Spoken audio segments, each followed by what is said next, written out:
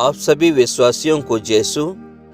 आज का सुसमाचार सन्मति के अध्याय 24 वाक्यांश 42 से 51 से लिया गया है। यीशु ने अपने शिष्यों से कहा, जागते रहो, क्योंकि तुम नहीं जानते कि तुम्हारे प्रभु किस दिन आएंगे।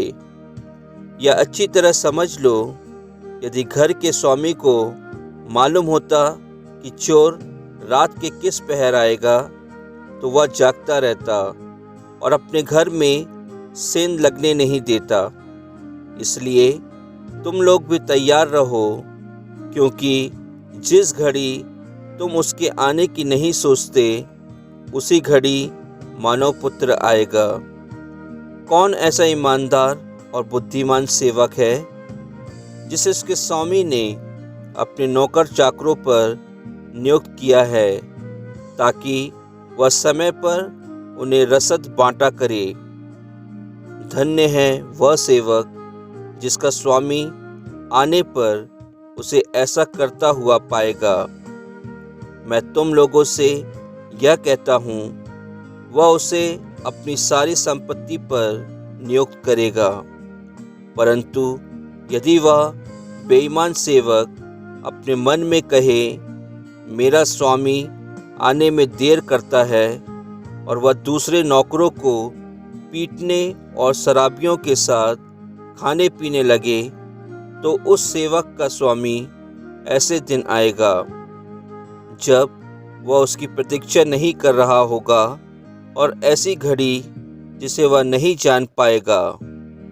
तब स्वामी उसे कोड़े लगवाएगा और ढोंगियों का दंड देगा। वहाँ वे रोएंगे और दांत पीसते रहेंगे। प्रभु की वाणी है।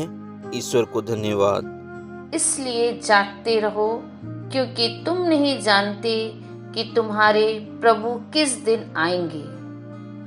इसलिए तुम लोग भी तैयार रहो, क्योंकि जिस घड़ी तुम उसके आने की नहीं सोचते, उसी घड़ी मानव पुत्र आएगा। क्रिस्त में प्रिय विश्वासियों, आप सभी को जय यीशु। आज का पाठ सुसमाचार हम सभी को सावधान रहने के साथ साथ अपने आत्मिक जीवन में सदा तत्पर रहने की सीख देता है।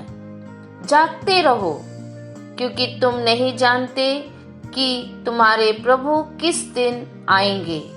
कहने का तात्पर्य यह है कि हम अपने जीवन की इस दुनिया में अपने सुख शांति की कामना में निरंतर लगे रहते हैं, और दूसरों को देखकर उनकी होड़ में अपने आप में इतना खो जाते हैं कि प्रभु की आज्ञाओं का, वचनों का पालन नहीं कर पाते।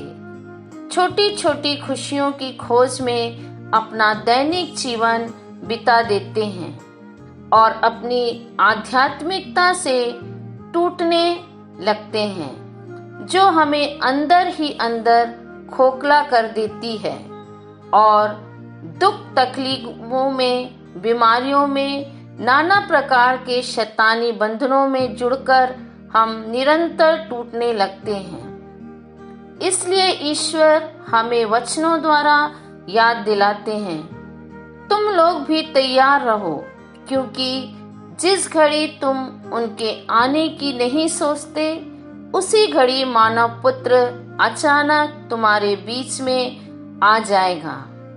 इसलिए हमें शारीरिक रूप से में नहीं, आत्मिक रूप में निरंतर तैयार रहना है।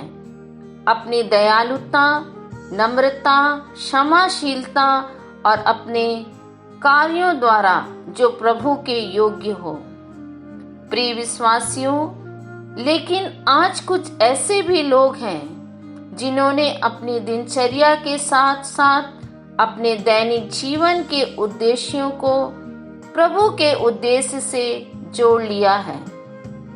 इस संसार में चल रही महामारी, वायरल फीवर, डेंगू आदि को देखकर, लोगों की अचानक मृत्यु को देखकर समझ लिया है कि ईश्वर अब और इस धरती पर हमेशा हमारे साथ साथ हैं। इसी विश्वास को वह अपने अच्छे सेवा कामों के द्वारा दूसरों तक पहुंचाते हैं।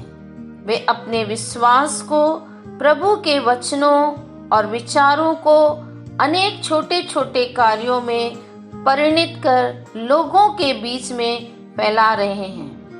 वे अपने के धार्मिक रीति रिवाजों तक ही सीमित नहीं रहते, बल्कि हमेशा हर पल अपने जीवन में, परिवार में, समाज में, आत्मा में ईश्वर की उपस्थिति को महसूस करते हैं। तो आइए क्रिस्त में प्रिय विश्वासियों, आज हम मनन करें कि हम आत्मिक रूप से प्रभु के साथ जाने के लिए तैयार हैं या नहीं।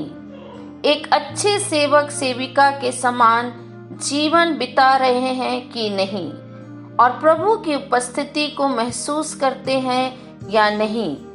नहीं तो आज हमें प्रभु से प्रार्थना करना है कि प्रभु हमें पवित्र आत्मा के वरदान से भर दे, कि प्रभु जब भी हमें इस संसार से लेने आए तो हम सब कुछ छोड़कर प्रभु के पीछे चलने के लिए हमेशा तैयार और तत्पर रह सकें। प्रभु हम सभी को आज आशीष दे। आमीन।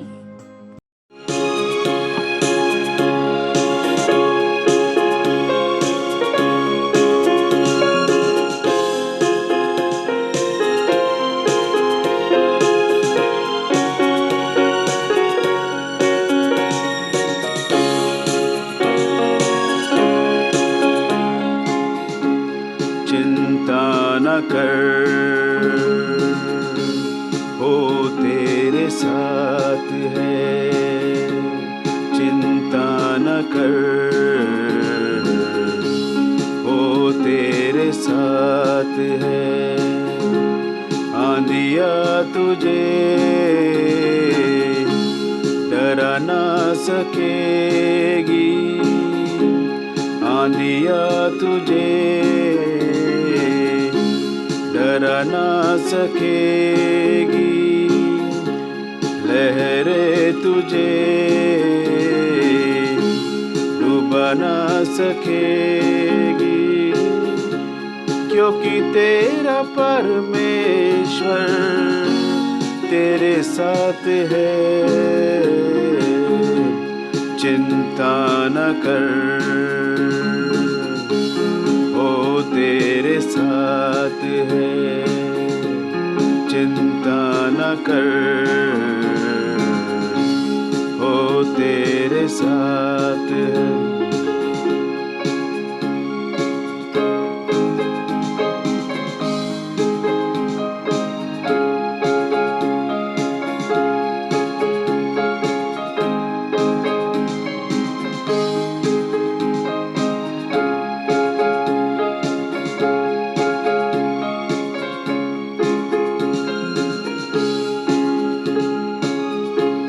जीवन की राहों में हालात यूं होंगे, सूझेगा ना कुछ भी जब द्वार बंद होंगे। जीवन की राहों में हालात यूं होंगे, सूझेगा ना कुछ भी जब द्वार बंद होंगे।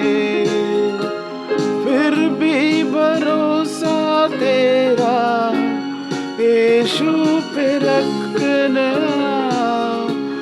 मतलब कि इस दुनिया में यीशु ही अपना। चिंता न कर, वो तेरे साथ है। चिंता न कर,